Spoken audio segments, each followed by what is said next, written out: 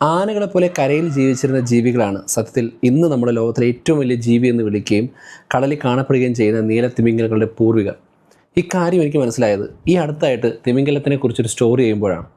ഒരു ഡോക്യുമെൻ്ററി പോലെ തിമിംഗലത്തിൻ്റെ ജീവിത രീതിയും ശ്വസന രീതിയും പ്രത്യുൽപാദനവും ഉൾപ്പെടെ പല കാര്യങ്ങളും ഇങ്ങനെ റിസർച്ച് ചെയ്തു പോയി. ആക്ച്വലി 5 കോടി വർഷങ്ങൾക്ക് മുമ്പ് നായയുടെ വലിപ്പമുണ്ടായിരുന്ന പാക്കിസെറ്റസ് എന്ന് പറയുന്ന ഒരു വിഭാഗത്തിൽ നിന്നൊരു വിഭാഗം ജീവികളാണ് ആക്ച്വലി വെള്ളത്തിലേക്ക് ഇറങ്ങി നീലത്തിമിംഗലങ്ങളായി മാറുന്നത്.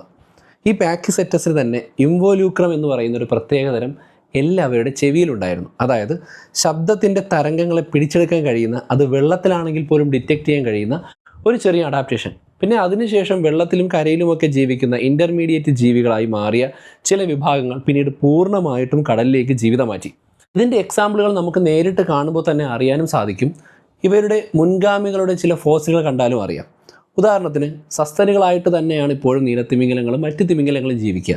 വെള്ളത്തിൻ്റെ സർഫസിൽ വന്ന് അവരുടെ ബ്ലോ ഹോളുകൾ ഉപയോഗിച്ചുകൊണ്ട് ഓക്സിജൻ പിടിച്ചെടുത്തതിന് ശേഷം ആ ഓക്സിജനെ വെള്ളത്തിലേക്ക് താഴ്ന്നു പോകുന്നതിന് മുൻപ് തന്നെ അവരുടെ രക്തത്തിലും മസിൽസിലും ഒക്കെ സൂക്ഷിക്കും. കാരണം ശ്വാസകോശമുണ്ട്, ശ്വാസകോശത്തിൽ വായു എടുത്തുകൊണ്ട് വെള്ളത്തിനടിയിലേക്ക് പോകാൻ പറ്റില്ല.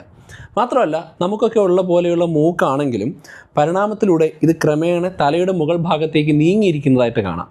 കുഞ്ഞുങ്ങളെ പ്രസവിക്കുകയും മുലയൂട്ടി വളർത്തുകയും ചെയ്യുന്നതുൾപ്പെടെ എല്ലാ രീതിയിലും അത് കരയിൽ ജീവിക്കുന്ന ഒരു സസ്തനി തന്നെയാണ്.